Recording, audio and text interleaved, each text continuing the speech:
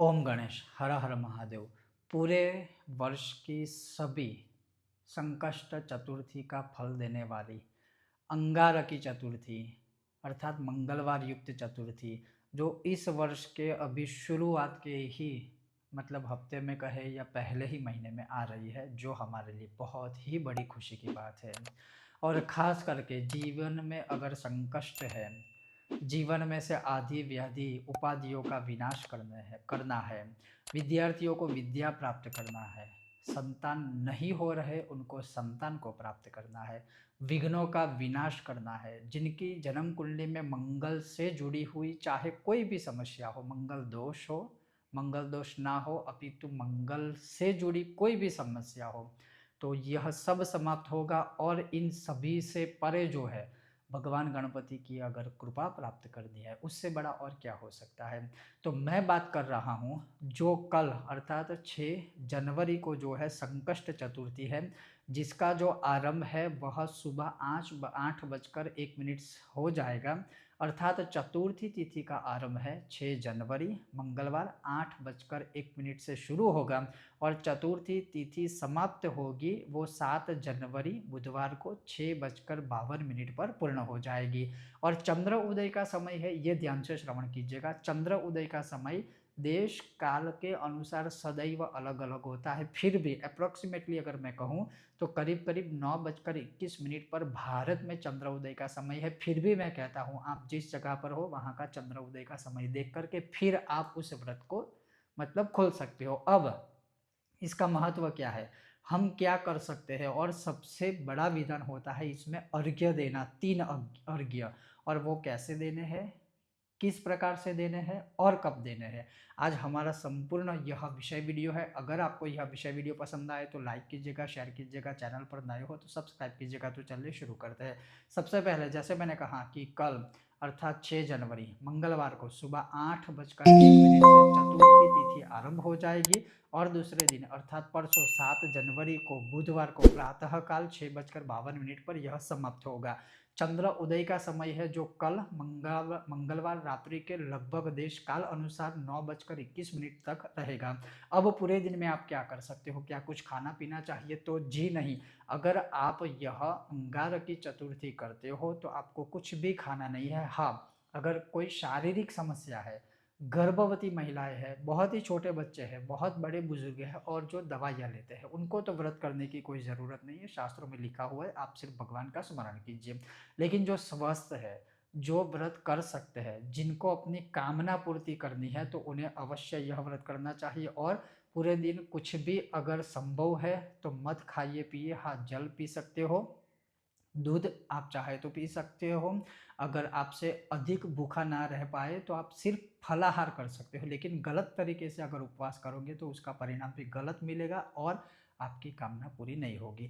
अब खाना कब है, तो खाना आपको रात्रि काल के 9:21 पर चंद्र का उदय हो जाए, उसके पश्चात चंद्र के दर्शन करके चंद्र को अर्घ्य दे करके गणपति जी को अर्घ्य देना है और तिथि को, तीनों का क्रम जो है वो मैं आगे बताऊंगा। लेकिन ये 3 प्रकार के अर्घ्य देने के बाद भगवान को नमस्कार करके फिर सबसे पहले गेहूं से बने हुई कोई द्रव्य या भोजन, जैसे आप गुड़ के लड्डू, गेहूं गुड़ के लड्डू या फिर गेहूं से बनी हुई रोटी आदि जो है थोड़ा खा के फिर आप भोजन कर सकते हो। अब पूरे दिन क्या करना है, तो सुबह प्रातःकाल उठ करके आप नित्य अपना जो भी कर्म है वह पूर्ण कर लीजिए।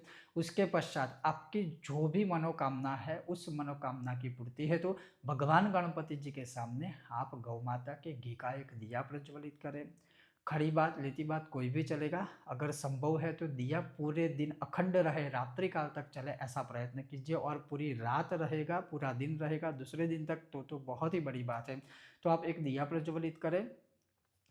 आप जो भी विशेष अनुष्ठान करना चाहते हो अपनी कामना पूर्ति हेतु, जैसे मैंने शुरुआत में ही बताया कि अगर आप संकटों का विनाश करना चाहते हो तो श्री संकष्ट नाशन गणपति स्तोत्र के आप यथाशक्ति 100, 108 या कम से कम 16 पाठ कीजिए। साथ में सभी प्रकार की मनोकामनाओं की पूर्ति हेतु आप चाहें तो श्री गणपति अथर्व शीर्षम के 16 पाठ या 108 पाठ कर सकते हो। उसी प्रकार से आप जो गणपति जी का मूल मंत्र है ओम गं गणपतये नमः, इसका मंत्र जाप भी आप कर सकते हो और गणपति जी के सहस्त्र नामों का भी आप अर्चना आदि कर सकते हो, पाठ आदि कर सकते हो। कहने का तात्पर्य है कि पूरे दिन में आप गणपति जी का कोई भी मंत्र, स्तोत्र, कवच आदि का आप चाहे तो अनुष्ठान आदि कर सकते हो। पूरा दिन इस प्रकार से बिताने के पश्चात जब रात्रि का समय होता है तब आपको क्या करना है, तांबे के कलश में थोड़ा सा जल लेना है। अब आप चाहे तो एक ही कलश में से 3 बार अर्घ्य दे सकते हो या फिर आप चाहे तो अलग अलग प्रकार से भी आप एक एक करके भी अर्घ्य दे सकते हो। और उस समय पर आपको जो 3 अर्घ्य के समय जो श्लोक या आपको मंत्र बोलने हैं वो क्या है और कैसे है वह श्रवण की। तो सबसे पहला जो अर्घ्य है वह हमें भगवान गणपति जी को देना है। तो जैसे आप क्या कर सकते हो कि एक तांबे के पात्र में थोड़ा सा जल ले लीजिए, सिर्फ जल से भी अर्घ्य दे सकते हो या फिर आप चाहे तो उसमें थोड़ा सा कुमकुम डालें, अक्षत डालें या फूल भी डाल सकते हो, लेकिन मैं कहूँगा कि जल होगा तो भी अच्छा रहेगा। तो आप 2 प्रकार से अर्घ्य दे सकते हो। एक इस प्रकार से आप ऐसे आचमन में जल पकड़ के फिर गणपति जी को ऐसे अर्घ्य देना है किसी पात्र में, फिर वह जो पात्र का जल है पवित्र जगह पर विसर्जित कर सकते हो।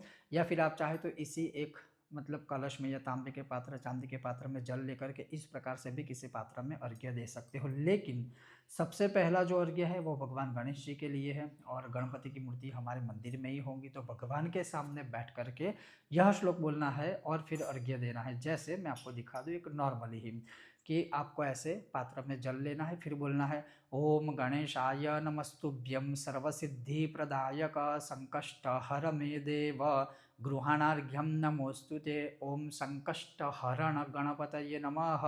इस प्रकार से इसमें जो जल होगा वह किसी पात्र में छोड़िए और बोलना है ओम संकष्ट हरण गणपतये नमः अर्घ्यम समर्पयामि।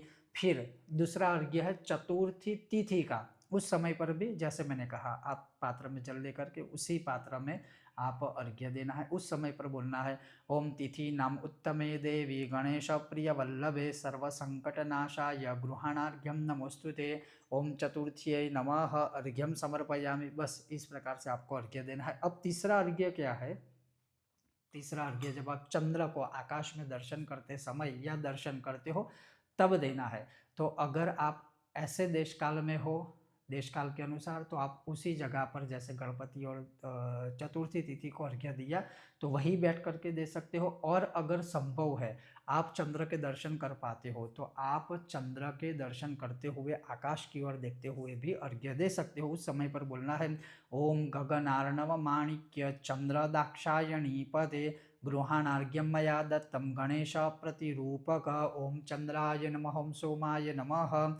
तो जब आप बाहर अर्घ्य देते हो तो आप किसी खुले आंगन में या चंद्र के दर्शन देते हुए ऐसे अर्घ्य दे दीजिए ओम सोमाय नमः अर्घ्यम समर्पयामि। तो इस प्रकार से यह 3 अर्घ्य देने हैं। इस प्रकार से 3 अर्घ्य देने के बाद फिर आप गणपति के दर्शन करके उनको जो मोदक आदि का भोग आदि लगाया है वह खा सकते हो और फिर भोजन कर सकते हो। और इसके अलावा जैसे गणपति संकष्ट अंगारकी चतुर्थ की जो कथा है वह कथा भी आपको सुननी चाहिए। वह कथा आप स्वयं पढ़ सकते हो तो वह भी पढ़नी चाहिए भगवान के सामने बैठकर, तो भी वह बहुत ही उत्तम फलदायी होगा। कहने का तात्पर्य है कि अगर आपकी कुंडली में किसी भी प्रकार का मंगल से जुड़ा हुआ कोई दोष है, अगर आप कर्ज से पीड़ित हो, बहुत सारा ऋण आपके ऊपर है, तो उससे भी मुक्त हो जाओगे अगर यह संकष्ट चतुर्थी का आप व्रत करोगे तो। जैसे मैंने आपको बताया, अगर आपको यह विषय वीडियो पसंद आया हो लाइक करें, शेयर करें, चैनल पर नए हो तो सब्सक्राइब कीजिएगा। ओम गणेश हर हर महादेव। और आप सभी को अंगारकी संकष्टी चतुर्थी की बहुत सारी शुभकामनाएं। ओम गणेश।